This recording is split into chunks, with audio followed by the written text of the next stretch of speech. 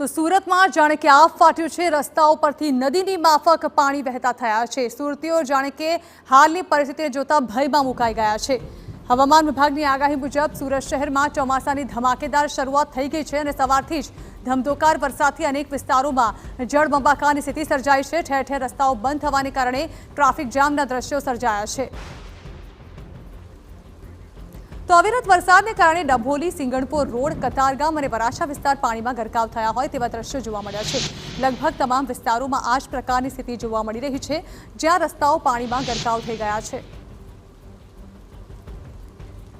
તો સુરત મહાનગરપાલિકા દ્વારા ભલે રસ્તાઓ પર પાણી નહીં ભરાવાની વાતો કરવામાં આવી હતી, પરંતુ વર્તમાન સ્થિતિ પાછલા વર્ષો જેવી જ જણાઈ રહી છે। નીચાણવાળા વિસ્તારોમાં પાણી ભરાતા લોકો અને વાહન ચાલકોને હાલાકીનો સામનો કરવો પડી રહ્યો છે। તો આ તરફ Adajan LP Savani park canal road પર આવેલી કોઈ પાસે પાણી ભરાઈ જતા સ્કૂલેથી બાળકોને લઈને જતા વાલીઓ હાલાકીમાં મુકાયા હતા।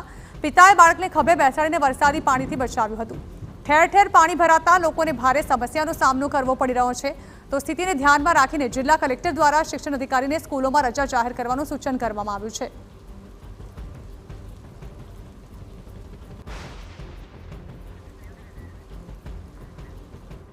તો સવારે વહેલી શાળાએ ગયેલા બાળકો જે છે તેમને પરત લાવવા પણ જાણે કે વાલીઓ માટે એક પડકાર બની ગયો હોય તે પ્રકારના દ્રશ્યો સુરતમાં ઠેર ઠેર સામે આવ્યા હતા, જેમાં આપ જોઈ શકો છો કે ઘૂંટણ સમા પાણી ભરાઈ જવાને કારણે નાના બાળકને પિતા દ્વારા ખભા પર બેસાડીને ઘરે પરત લાવવામાં આવ્યું હતું।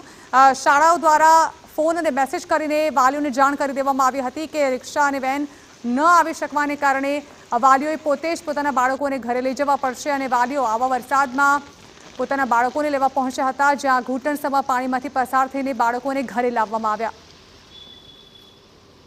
શહેરની અંદર મોડી રાત્રિથી સતત જે વરસાદ વરસી રહ્યો છે ને તેના કારણે સુરત શહેર પાણી થયું હોય તે રીતના દ્રશ્યો છે તે જોવા મળી રહ્યા છે।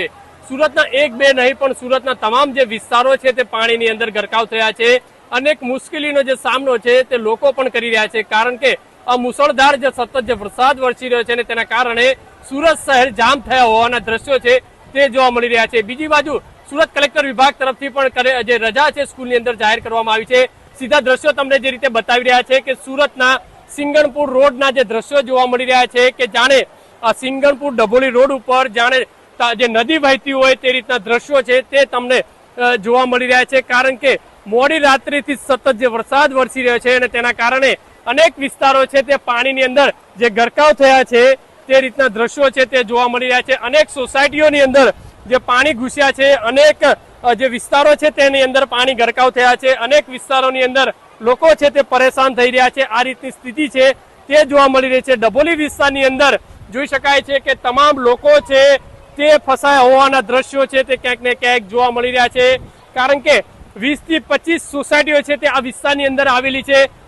તમને ટોપ એંગલના જે દ્રશ્યો છે તે TV9 ઉપર જોવા મળી રહ્યા છે કે તમામ જે કાર છે તે કાર ગરકાવ થઈ છે પાણીની અંદર। સીધા દ્રશ્યો તમને જે બતાવી રહ્યા છે કે દર વર્ષે દર ચોમાસાની અંદર જ્યારે સામાન્ય વરસાદ પણ પડતો હોય છે ત્યારે આ રીતની સ્થિતિ છે તે જોવા મળતી હોય છે। સીધા દ્રશ્યો તમને જે જોવા મળી રહ્યા કે ચારે તરફ રોડ ઉપર કમર સુધીના જે પાણી છે તે જોવા મળી રહ્યા છે।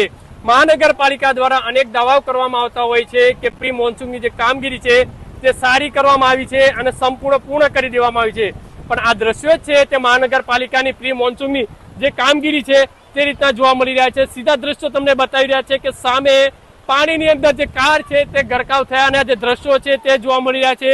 રોડની બંને સાઈડ જે કમર સુધીના જે પાણી ભરાય છે અને બીજી બાજુ જે કલેક્ટર તરફથી તમામ સ્કૂલોને રજા આપી દેવામાં આવી છે। હવામાન વિભાગની વાત કરીએ તો હવામાન વિભાગ પણ જે રીતે આગાહી કરી છે, હજુ પણ સુરતને રેડ એલર્ટ જાહેર કરવામાં આવ્યું છે। હજુ પણ જે મુસળધાર જે વરસાદ છે તે વરસી શકે છે, એટલે તમામ લોકોએ સાવચેતી રાખવી જરૂરી છે, કારણ કે સુરત શહેરના મોટા ભાગના વિસ્તારો છે અત્યારે પાણીની અંદર ગરકાવ થયા છે। અનેક મુશ્કેલીનો જે સામનો છે તે કરવો લોકોએ પડી રહ્યો છે।